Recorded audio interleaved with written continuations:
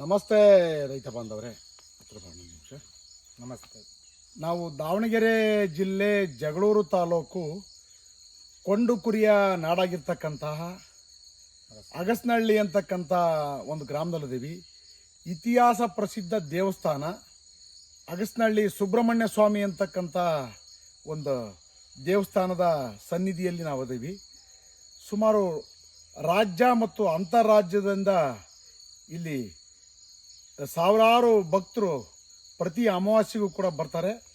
ವಿಜೃಂಭಣೆಯಾಗಿರ್ತಕ್ಕಂಥ ಒಂದು ಉತ್ಸವನೂ ಕೂಡ ನಡೆಸ್ತಾರೆ ಇಲ್ಲಿ. ಹೌದಲ್ಲಪ್ಪ? ನಿಮ್ಮ ಹೆಸರು? ನಮಸ್ಕಾರ. ಅಣ್ಣಪ್ಪ ಅಂತ ಸರ್. ಅಣ್ಣಪ್ಪರಲ್ಲ? ಮಾಜಿ ಗ್ರಾಮ ಪಂಚಾಯಿತಿ ಸದಸ್ಯರು, ಬಸವನಕೋಟೆ ಪಂಚಾಯಿತಿ ಅಲ್ಲ? ಮಾಜಿ ಗ್ರಾಮ ಪಂಚಾಯತ್ ಸದಸ್ಯರು. ನೀವು ಎಷ್ಟು ಎಕರೆ ಅಡಿಕೆ ತೋಟ ಮಾಡಿದ್ದೀರಿ? ಒಂದು 2.5 ಎಕರೆ ಐತೆ ಸರ್. 2.5 ಎಕರೆ ಅಡಿಕೆ ತೋಟ ಮಾಡಿದ್ದೀರಿ. ಸುಮಾರು 9 ದಾಯ 1600 ಗಿಡ ಅದಾವಲ್ಲ? ಹೌದು, ಅದಾವ ಸರ್. ಈ 8 ವರ್ಷ ದಾಟ್ತಲ್ಲ? 8 ವರ್ಷ ದಾಟ್ತಲ್ಲ? ಹೌದು. ನಿಮ್ಮ ಹೆಸರಣ್ಣ? ಓಮಣ್ಣ ಅಂತ ಹೇಳಿ. ಓಮಣ್ಣ. ನಿಮ್ದು ಎಷ್ಟು ಎಕರೆ ಐತಿ? ನಮ್ಮದು ಒಂದು 2 ಎಕರೆ ಬರ್ತದೆ. 2 ಎಕರೆ. ಎಷ್ಟು ವರ್ಷ ಗಿಡ? ಈಗ 3 ವರ್ಷ ತುಂಬಿ 8 ತಿಂಗಳಾಗೈತಿ. 3 ವರ್ಷ ತುಂಬಲಿ 8 ತಿಂಗಳಾಗೈತಿ. ಏನಾರ ಹೊಡಿತದವ? ಏನಾರ ಈ ಹಂಗ ಫಲ ಹೊಡಿತಿದ್ದಾವೆ. ಹೌದಲ್ಲ? ಸುಮಾರು ಒಂದು 3 ವರ್ಷದಿಂದ ನಮ್ಮನ್ನು ಫಾಲೋಅಪ್ ಮಾಡ್ತಿದೆಯಲ್ಲಪ್ಪ? ಹೌದು ಸರ್. ಸುಮಾರು ಒಂದು 20-25 ನಿಮಿಷ ಆಯ್ತು ನಿಮ್ಮ ತೋಟಕ್ಕೆ ಬಂದಲ್ಲ? ಇವತ್ತೊಂದು ಹೊಸ ಮೀಟರ್ ತರಿಸಿದ್ದೀವಿ ನಾವು, PH ಮೀಟರ್ನ. ನಿಮ್ಗೆ ಹೇಳಿದೆ ಹೌದಾ? ಹೌದು. ಇದೆಲ್ಲ ಸುಮಾರು ನಂದು ಇದು 4ನೇ ಮೀಟರ್ ಇದು, ಗೊತ್ತಾತಾ? ಹೊಸ ಮೀಟರ್ ತರಿಸಿರೋದು ಇದು. ಹೌದಾ? ಹೌದು. ನಿಮ್ಮ ತೋಟದಾಗ ಒಂದು ಸುಮಾರು ಒಂದು 5-6 ಕಡೆ ಚೆಕ್ ಮಾಡ್ಕೊಂಬಂದ್ವಿ. ಹೌದು. ನೀರು ಜಾಸ್ತಿ ಆಗಿರ್ತಕ್ಕಂಥದ್ದು, ಅತಿಯಾಗಿ ನೀರು ಕೊಡ್ತಕ್ಕಂಥದ್ದನ್ನ ಇಲ್ಲಿ ಮೆಜರ್ ಮಾಡ್ತೈತಿ. 99% ಮಾಯಿಶ್ಚರ್ ಐತಿ. ಭೂಮಿಗೆ ನೀರು ಇಂಗ್ತಾ ಇಲ್ಲ. ಹೌದಾ? ಇಲ್ಲಿನ ಮಣ್ಣಿನ ರಸಸಾರ ಅಂತಕ್ಕಂಥದ್ದು, ರಸಸಾರ PH ವ್ಯಾಲ್ಯೂ, ಪೊಟೆನ್ಶಿಯಲಿಟಿ ಆಫ್ ಹೈಡ್ರೋಜನ್ ಅಂತೀವಲ್ಲ, ಸುಮಾರು ಇಲ್ಲಿ 3.5, 4.5, 5.5 ಇಷ್ಟೇ ಬರ್ತೈತಿ ಇಲ್ಲಿ. ಹೌದಾ? ಅಂದ್ರೆ ಇದು ಅಸಿಡಿಕ್ ಸಾಯಿಲ್. ಅಸಿಡಿಕ್ ಮೀನ್ಸ್ ಉಳಿ ಮಣ್ಣು ಅಂತೀವಲ್ಲ, ಉಳಿ ಮಣ್ಣು ಅಂದ್ರೆ ಅತಿಯಾಗಿ ನೀರು ನಿರ್ವಹಣೆ ಮಾಡಿರೋದು. ಸುಮಾರು ಈ ತೋಟಕ್ಕೆ ಈ 3 ವರ್ಷದ ಅವಧಿನಲ್ಲಿ ಕಡಿಮೆ ಅಂದ್ರೆ ಸುಮಾರು ಒಂದು 25 ಲೋಡ್ ಇದನ್ನು ಕೊಟ್ಟಿದ್ದೀರಿ. ಸಗಣಿ ಗೊಬ್ಬರ, ಕುರಿ ಗೊಬ್ಬರ, ಸಗಣಿ ಗೊಬ್ಬರ ಕೊಟ್ಟಿದ್ದೀರಿ. ಈ ವರ್ಷನೇ ಸುಮಾರು ಒಂದು 12 ಲೋಡ್ ಸಗಣಿ ಗೊಬ್ಬರ ಹಾಕಿದ್ದೀರಲ್ಲ? ಇಷ್ಟೆಲ್ಲ ಹಾಕಿದ್ಮೇಲೆ ಭಾರಿ ಚೆನ್ನಾಗಿ ಬರ್ಬೇಕು ಅನ್ನೋದು ನಿಮ್ಮ ಭಾವನೆ ಅಲ್ಲ? ಭಾವನೆ ಬಂದಿದೆಯಾ? ಬಂದಿಲ್ಲ. ಈಗ 1600 ಗಿಡಕ್ಕೆ 20 ಕ್ವಿಂಟಲ್ ಅಷ್ಟೇ ಅಡಿಕೆ ಹೋಯ್ತಲ್ಲ? ಅಷ್ಟೇ, 20 ಕ್ವಿಂಟಲ್. ಲಾಸ್ಟ್ ಕೊಯ್ಲು ಅನ್ನತಿ ಒಂದು 45 ಕ್ವಿಂಟಲ್ ಆಗುತ್ತೆ ಅಷ್ಟೇ ಅಲ್ಲ? 1600 ಗಿಡ, 45. ಇದು ಡ್ರೈ ಲ್ಯಾಂಡು, ಮಣ್ಣು ಬಹಳ ಚೆನ್ನಾಗಿರ್ತಕ್ಕಂಥ ಮಣ್ಣು, ನಿರ್ವಹಣೆನಲ್ಲಿ ತಪ್ಪು ಮಾಡಿರ್ತಕ್ಕಂಥದ್ದು. ಈಗ ನಾವು ನೋಡಿದಂಗೆ ಮಣ್ಣು ನೋಡಿದ್ವಲ್ಲ? ಈಗ ನೋಡಿದ್ವಿ ಇಲ್ಲಿ ಮಣ್ಣು ಸುಮಾರು ಒಂದು 4-5 ಕಡೆ ಮಣ್ಣು ತೋರಿಸಿದಾಗ ಈ ಮಣ್ಣು ವಾಸನೆ ಇಲ್ಲಲ್ಲ? ಇಲ್ಲ ವಾಸನೆ ಇಲ್ಲಲ್ಲ ಸರ್? ಬೇಕಾದಂಗೆ ಸಗಣಿ ಗೊಬ್ಬರ ಕೊಟ್ಟಿದ್ದೀರಿ, ಕುರಿ ಗೊಬ್ಬರ ಕೊಟ್ಟಿದ್ದೀರಿ. ಅತಿಯಾಗಿ ನೀರು ಕೊಟ್ಟಿರೋದ್ರಿಂದ ಮಣ್ಣಲ್ಲಿ ಸೂಕ್ಷ್ಮಾಣು ಜೀವ ಚಟುವಟಿಕೆ ಇರಲ್ಲ. ಯಾಕಂದ್ರೆ ಮಣ್ಣು ಜಸ್ಟ್ ಹಿಂಗ್ ಓಪನ್ ಮಾಡಿದ್ರೆ ಡ್ರೈ ಐತೆ ಅದು. ಅಲ್ಲಿ ಡ್ರೈ ಇದ್ರೂ ಕೂಡ ಇದು ಯಾವುದು ಸ್ಮೆಲ್ ಬರ್ತಾ ಇಲ್ಲ. ಈ ಸುವಾಸನೆ ಬರ್ಬೇಕದು ಮಣ್ಣು ಡ್ರೈ ಇರೋದ್ರಿಂದ. ಈ ಭಾಗದ ಮಣ್ಣು ಬಂಗಾರ ಅಂತವಲ್ಲ, ಹಂಗೆ ಈ ಜಗಳೂರು ತಾಲೂಕಿನ ಮಣ್ಣು ಅತಿಯಾಗಿ ನೀರು ಕೊಟ್ಟಿರೋದ್ರಿಂದ ಇಲ್ಲಿ ಈ ಯಾವುದು ಪೋಷಕಾಂಶ ಲಾಕ್ ಆಗಿದೆ. ಜೊತೆಗೆ ರೋಗ ಬಾಧೆ, ಕೀಟ ಬಾಧೆ ಜಾಸ್ತಿ ಐತಿ. ಕುಂಚಿಗಂತೂ 2-2, 3-3, 4-4 ಒಣಗ್ತೈತಲ್ಲ? ಒಂದು ಮರದಲ್ಲಿ ಪೂರಾನ ಒಣಗ್ತೈತಿ. ಅದನ್ನ ನೋಡ್ಕೊಂತಲ್ಲ ನೀವು.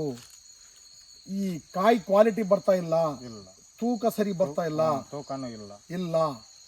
ಈಗ ಹೆಚ್ಚು ಕಮ್ಮಿ ಒಂದು 25 ಲೋಡ್ ಸಗಣಿ ಗೊಬ್ಬರ, ಕುರಿ ಗೊಬ್ಬರ ಕೊಟ್ಟ ಮೇಲೂ ಬರ್ತಾ ಇಲ್ಲ ಅಂತಂದ್ರೆ ನೀವು ದಯಮಾಡಿ ವೈಜ್ಞಾನಿಕವಾಗಿ ತೋಟಗಾರಿಕೆ ಮಾಡೋದು ಉತ್ಪನ್ನ ಸರ್. ಎಲ್ಲರೂ ಏರ್ಸ್ತಾರೆ, ಸಗಣಿ ಗೊಬ್ಬರ ಏರ್ಸ್ಬೇಕು. ಎಲ್ಲರೂ ಕುರಿ ಗೊಬ್ಬರ ಹಾಕ್ತಾರೆ, ಕುರಿ ನಿಲ್ಲಿಸ್ಬೇಕು. ಮತ್ತೆ ದೊಡ್ಡ ಅಮೌಂಟ್ ಇಲ್ಲಿಂದ ಬರ್ತಾ ಇಲ್ಲ ಅಂತಂದ್ರೆ ಇಲ್ಲಿವರೆಗೆ ಖರ್ಚು ಮಾಡಿರೋದೆಷ್ಟು? ಇಲ್ಲಿವರೆಗೆ ಖರ್ಚು ಮಾಡಿರೋದು ನಾವು 8 ವರ್ಷ ದಾಟ್ತಲ್ಲಪ್ಪ. ಈಗ ಕೊಟ್ಟಿಗೆ ಗೊಬ್ಬರ ಬಿಟ್ರೆ ಬೇರೆ ಅದಲ್ಲ, ಡ್ರಿಪ್ ಇರ್ಬೋದು ಅಥವಾ ಅಡಿಕೆ ಗಿಡ ಹಾಕಿರೋದು ನಿನ್ ಮೇಂಟೆನೆನ್ಸ್ ಸೇರಿ ಈ ತೋಟಕ್ಕೆ ಒಟ್ಟಾರೆ ಖರ್ಚು ಎಷ್ಟು ಮಾಡಿದ್ಯಾ? ಒಂದು 2 ಲಕ್ಷ ಮಾಡಿರ್ಬೋದು ಸರ್ ಅಷ್ಟೇ. ಅಲ್ಲಪ್ಪ, ಅಡಿಕೆ ಗಿಡ, ಡ್ರಿಪ್ಪು, ಬೋರ್ವೆಲ್ ಇವೆಲ್ಲ ಲೆಕ್ಕ ಹಾಕಿದ್ರೆ ಅದು ಹಾಕಿದ್ರೆ ಭಾಳ ಆಯ್ತು ಸರ್. 8-9 ಲಕ್ಷ ಆಗ್ತೈತ್ರಿ ಎಲ್ಲ ಅನ್ನತಿ. ಅದು ಎಲ್ಲ ಹಾಕ್ಯಾರ ಬೋರ್ವಿಲ್ಲಿಂದ ಅದನ್ನೆಲ್ಲ ಹಾಕ್ಯಾರ ಒಂದು 7-8 ಲಕ್ಷ 8 ಲಕ್ಷ ಆಗ್ತೈತಿ. ಬೋರ್ ಫೇಲ್ ಆಯ್ತು, ಮತ್ತೊಂದು ಬೋರ್ ಅದೇನಿಲ್ಲ ಹೌದನಪ್ಪ. 8-9 ಲಕ್ಷ ಅಂದ್ರೂ ಕೂಡ ನೀವು ಆಲೋಚನೆ ಮಾಡ್ರಿ, ಇದು 8ನೇ ವರ್ಷ. ಹೌದು, 8ನೇ ವರ್ಷ ದಾಟ್ತು, 9ನೇ ವರ್ಷಕ್ಕೆ ಕಾಲಿಡ್ತದೆ ರೀ. 8 ಲಕ್ಷಕ್ಕೆ ಒಂದೇ ರೂಪಾಯಿ ಬಡ್ಡಿ ಕಟ್ಟಿದ್ರುನ ಒಂದ್ ವರ್ಷಕ್ಕೆ ಎಷ್ಟು ಬೀಳ್ತತಿ? 1 ತಿಂಗಳಿಗೆ 8,000. ಈ ಕ್ಯಾಲ್ಕುಲೇಷನ್ ಪ್ರತಿಯೊಬ್ಬ ರೈತನಿಗೆ ಇರ್ಬೇಕು. ನಾನು ಹಾಕಿರೋ ಅಮೌಂಟ್ನ ಹೆಂಗ್ ತಗೋಬೇಕು ಇಲ್ಲಿಂದ ಅಂತ ಮಫ್ಫಾಗಿ ಯೋಚನೆ ಮಾಡೋದಲ್ಲ. ಏನಂತೀರಿ? ನಮಗೇನು ಸರ್, ಕೊಟ್ಟಿಗೆ ಗೊಬ್ಬರ ಹಾಕಿದ್ರೆ ಚೆನ್ನಾಗಿ ಇಳುವರಿ ಬರ್ತದೆ ಅನ್ನೋದು, ಬರೀ ಕೊಟ್ಟಿಗೆ ಗೊಬ್ಬರ ಕೊಡೋದು. ಇದು ಅದನ್ನ ಇದನ್ನ ಮೆಡಿಸಿನ್ ಏನು ಹಾಕ್ಸ್ಲಿಲ್ಲ. ಸರ್ಕಾರಿ ಗೊಬ್ಬರ ಹಾಕಿದ್ರೆ ಗಿಡ ಬೆಳವಣಿಗೆ ಆಗಿ ಜಾಸ್ತಿ ಇದಾಕತಿ, ಬೆಳವಣಿಗೆ ಎತ್ತರ ಹೋಗತಿ ಅಂತಂದು ಇದು ಒಂದು ನಮ್ಮ ತಲೆ ಒಳಗೆ ಇದಾತ. ಗಂಡು ಕಿರ್ಗಣಿಗೆ ಬೀಳಲ್ಲ. ಈಗ ನಾನು ಹೇಳಿ ಸರಿ ಆಯ್ತಾ ತಪ್ಪನಿಸ್ತಾ? ಸರಿ ಆಯ್ತು. 3 ವರ್ಷ ಅವಧಿನಲ್ಲಿ ಎಷ್ಟು ವಿಡಿಯೋ ನೋಡಿದ್ವಿ ನಮ್ಮ? ಹಲವಾರು ನೋಡಿ ಸರ್. ದಿನ ಏನಲ್ಲ ಅಂದ್ರೆ 1-2 ನೋಡೇ ನೋಡಿ. ದಿನ 1-2 ನೋಡ್ತೀಯಲ್ಲ. ಸುಮಾರು ಒಂದು 3-4 ಸಾವಿರ ವಿಡಿಯೋ ಸಿಗ್ತವೆ. ಹೌದು. ದಾವಣಗೆರೆ ಜಿಲ್ಲಾ ಸಾವಯವ ಕೃಷಿಕರ ಕಲಿಕಾ ಕೇಂದ್ರ, ಅಗ್ರಿ ಅಂಡ್ ಆರ್ಟಿ ಕ್ಲಿನಿಕ್ ಅಂತ YouTube channel, Microbi Agrotech private limited ಅಂತಕ್ಕಂಥ ಯೂಟ್ಯೂಬ್ ಚಾನಲ್ಲು, ಇದರಲ್ಲಿ ಸುಮಾರು 16 ಸಾವಿರ ವಿಡಿಯೋ ಸಿಗ್ತಾವಲ್ಲ. ಸಿಗ್ತಾವ. ನನ್ನವೇ ಸುಮಾರು 4 ಸಾವಿರ ವಿಡಿಯೋ ಸಿಗ್ತದೆ. ಹೌದಾ? ಹೌದು. ನನಗೆ 8 ವರ್ಷದ ಅವಧಿನಲ್ಲಿ ನಾವು ಖಾಲಿ ಚಕ್ರ ಕಟ್ಟಿಗೆ ಹೆಂಗ್ ತಿರುಗ್ತೀವಲ್ಲ, ಪ್ರತಿ ರೈತರ ತೋಟಕ್ಕೂ ಹೋಗಿ ಅಲ್ಲಿರೋ ಸಮಸ್ಯೆಗಳನ್ನ ವೈಜ್ಞಾನಿಕವಾಗಿ ಅರ್ಥ ಮಾಡಿಸಿ ಹೇಳ್ತಾವಿಲ್ಲ. ಸರಿನಾ ತಪ್ಪು? ಒಬ್ಬ ಗ್ರಾಮ ಪಂಚಾಯತಿ ಮಾಜಿ ಸದಸ್ಯ ಇವತ್ತು ಕಣ್ ತೆಗಿತಲ್ಲ ಮನಸ್ಸು. 3 ವರ್ಷದಿಂದ ಹೇಳಿದ್ದೆ ಒಂದ್ ಹೆಜ್ಜೆ ಬಂದೋಗಪ್ಪ ಅಂತ ಸರ್ ಅಂತಂದೆ. ನೀವು ಒಂದು ಆಗ್ಲಿಲ್ಲ, ಬರಕ್ ಆಗ್ಲಿಲ್ಲ. ಆಫೀಸಿಗೆ ಬರ್ರಿ, ನಾವು ಮಾಹಿತಿ ಕೊಡ್ತೀವಿ ಅಂತ ಅದನ್ನು ತಿಳ್ಕೊಳ್ಳಿಲ್ಲ. ಇವತ್ತು ಕಾಲ ಕೂಡಿ ಬಂತು, ಬಂದ್ವಿ. ಇವತ್ತು ಅರ್ಥ ಆತ ಇಲ್ಲ? ಅರ್ಥ ಆಯ್ತು. ನೀನು 1 ವರ್ಷದಿಂದ ಆದ್ರೂ ನನ್ನ ಜೊತೆಗೆ ಕನೆಕ್ಟ್ ಆಗಿದ್ರೆ ಇದರಿಂದ ಉತ್ತಮವಾಗಿ ಇಳುವರಿ ತಾಬೋದಿತ್ತು. ರೋಗ ಬಾಧೆ, ಕೀಟ ಬಾಧೆ ಐತಿ, ಮಣ್ಣಲ್ಲಿ ಹ್ಯೂಮಸ್ ಅಭಿವೃದ್ಧಿ ಆಗ್ತಾ ಇಲ್ಲ, ಬೇರುಗಳಂತೂ ಭಾರಿ ಕ್ಷೀಣ ಆಗಿದಾವೆ. ಫಿಸಿಕಲ್ ಪ್ರಾಪರ್ಟಿ ಇಲ್ಲೇ ಇಲ್ಲ, ಬೇರ್ ಕಾಣ್ತಾ ಇಲ್ಲ, ದೊಡ್ಡ ಮಟ್ಟಕ್ಕೆ ಬೇರ್ ಕಾಣ್ತಾ ಇಲ್ಲ. ವೀಕ್ ಅಲ್ಲ, ಅಭಿವೃದ್ಧಿನೇ ಕಡಿಮೆ ಇದೆ. ಫುಡ್ ಹೆಂಗ್ ಅಬ್ಸರ್ವ್ ಮಾಡುತ್ತೆ? ಕೊಟ್ರ ಸಗಣಿ ಗೊಬ್ಬರ, ಕುರಿ ಗೊಬ್ಬರ ಏನಾಯ್ತು? ಮಿನರಲೈಸ್ ಆಯ್ತು, ಖನಿಜ ರೂಪದಲ್ಲಿ ಖನಿಜೀಕರಣಗೊಳ್ತು ಅಂತ. ಸರಿನಾ? ಇದು ಸಾರ್ವಜನಿಕ ಸತ್ಯ. ನಾನು ಹೇಳ್ತಾ ಇಲ್ಲ, ಇದು ವಿಜ್ಞಾನ. ಅಮ್ಮಣ್ಣ ಹೌದ್ರಿ, ಇದು ವಿಜ್ಞಾನ. ನಾನು ಮಾತಾಡ್ತಿರೋದು ವಿಜ್ಞಾನ. ಸುಮ್ಮನೆ ಯಾವುದು ಸರ್, ಭೂಮಿ ಉಳುಮೆ ಮಾಡ್ತೀವಲ್ಲ, ಬೇರ್ ಕಟ್ಟಾದ್ರೆ ಏನಾರ ಅತಿಯಾದ ಉಳುಮೆ ಒಳ್ಳೇದಲ್ಲ. ಬೇರೆ ಐತೈತಲ್ಲ. ಈಗ ನಾವು ಬಾಂಡ್ಲಿ ಅದನ್ನೆಲ್ಲ ಯೂಸ್ ಮಾಡ್ತೀವಿ. ಅತಿಯಾದ ಉಳುಮೆ, ಅದ್ರ ಬಗ್ಗೆ ಮಾತಾಡೋದು. ಅತಿಯಾದ ಉಳುಮೆ ಒಳ್ಳೇದಲ್ಲ.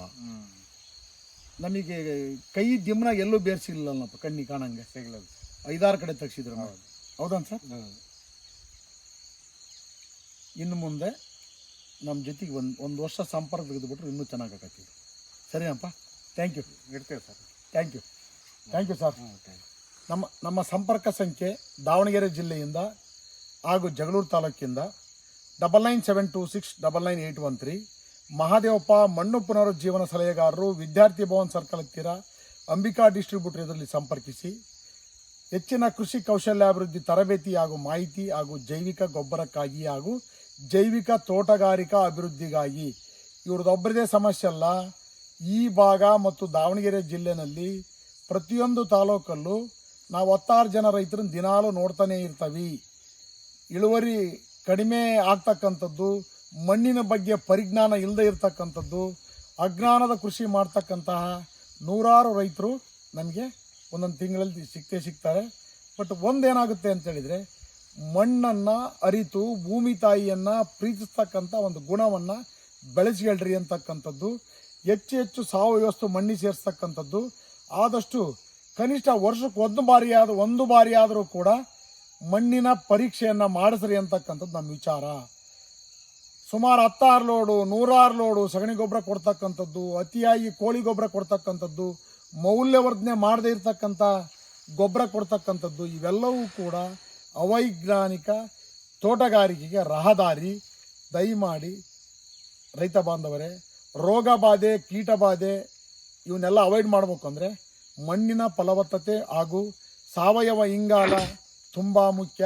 ಮಣ್ಣಲ್ಲಿ ಸಾವಯವ ಇಂಗಾಲದ ಪ್ರಮಾಣ ಜಾಸ್ತಿ ಆದಂಗೆ, ತ್ಯಾಜ್ಯ ಕಳೆದಂಗೆ ಇಳುವರಿನೂ ಕೂಡ ಹೆಚ್ಚಾಗುತ್ತೆ, ರೋಗ ಬಾಧೆ ಮತ್ತು ಕೀಟ ಬಾಧೆನೂ ಕಡಿಮೆ ಆಗುತ್ತೆ.